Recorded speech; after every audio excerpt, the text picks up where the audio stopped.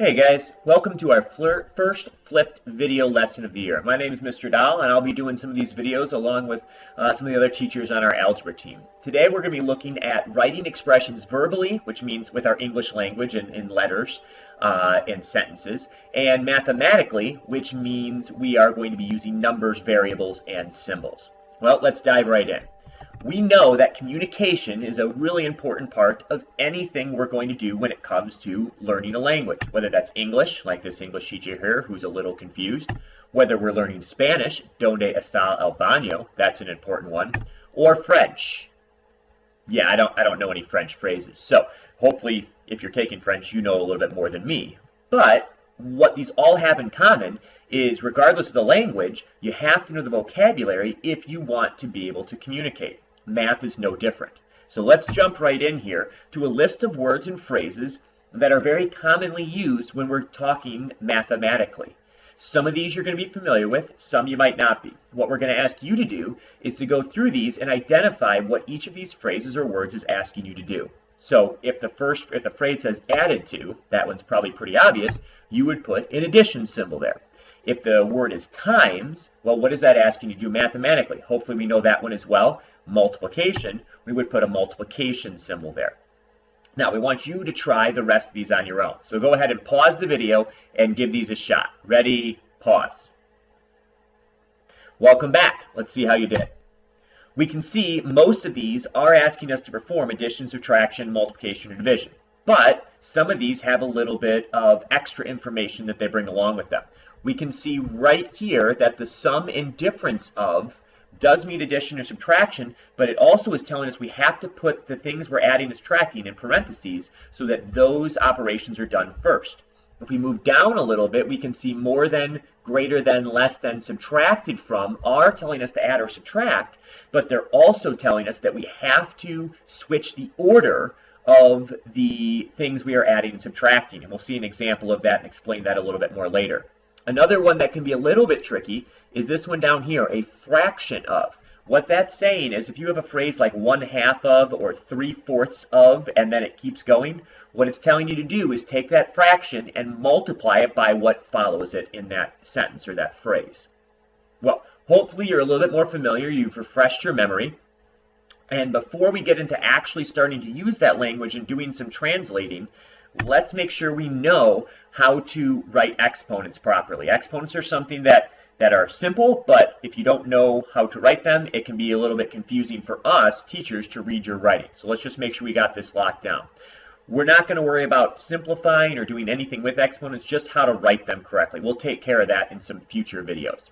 So if we have 6 raised to the power of 5, that's telling us that we have a 6 with an exponent of 5. 6 is the base, so it's going to be bigger. It's kind of on the bottom. It's a base, and our exponent is going to be written smaller up and to the right of the base there. So 6 raised to the power of 5. 11 squared. Squared means an exponent of 2. 11's our base, exponent of 2. Y cubed. Y can be our base. Variables can be base. It doesn't have to always be numbers, and that's going to be raised to the 3rd power. And then x to the 7th. So again, a variable is our base, raised to the 7th power. So now that we've gone over some phrases and some words that we commonly use, and we make sure we know how to express exponents properly, let's dive right into translating between our kind of written verbal language, which uses our words, and our mathematical language, which uses symbols, numbers, and variables.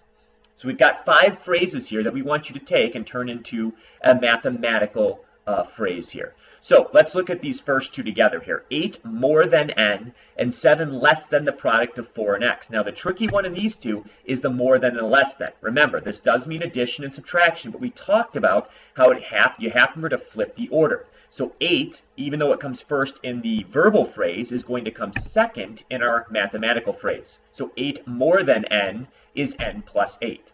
Same thing in number 2. 7 less than the product of 4 and x. 7 comes first in the verbal phrase. It's actually going to come second in the mathematical phrase. 4x minus 7. So we've done the first two together. Why don't you pause the video and give the next 3 a shot on your own. Ready? Pause. Okay, let's see how you did here. Number 3 could be a little tricky. Notice the phrase all over means you're going to take everything that came before the word over and put it on the top of the fraction and then 13 on the bottom. The difference of 4 and x squared, remember, difference means you have to put the things you're subtracting in parentheses. So the 4 minus x goes inside the parentheses with the power of the exponent outside.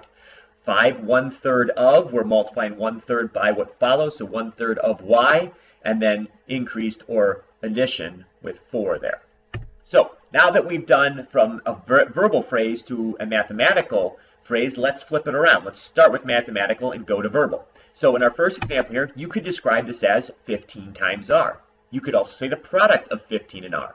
You could say 15 multiplied by r. There's lots of different ways to take a mathematical phrase and express it verbally, because we have many different phrases which communicate the same mathematical process there. Let's take a look at the second one. 2 multiplied by n, then increased by 12. I could also say the product of 2 and n plus 12. I could say the sum of 2n and 12. There's lots of different ways I could express this, and they'd all be correct. So we've done the first two together. Pause the video and try the next three on your own. Ready? Pause. Let's check out the answers for these three here. How'd you do? Well, if you didn't get the same exact phrase that I did there, that's okay. And if you're unsure whether it's correct, please make sure you ask us in class tomorrow. As we're going to tell you guys with all of these videos, if you ever have questions, we're going to have time in class. Please make sure you raise your hand and ask. It's going to be really important because we're going to expect that if you don't ask questions, you understood everything on the video. Well, that brings us to, as Homer's telling us, the end. Hope you guys enjoyed the first flipped video lesson, and we'll see you next time.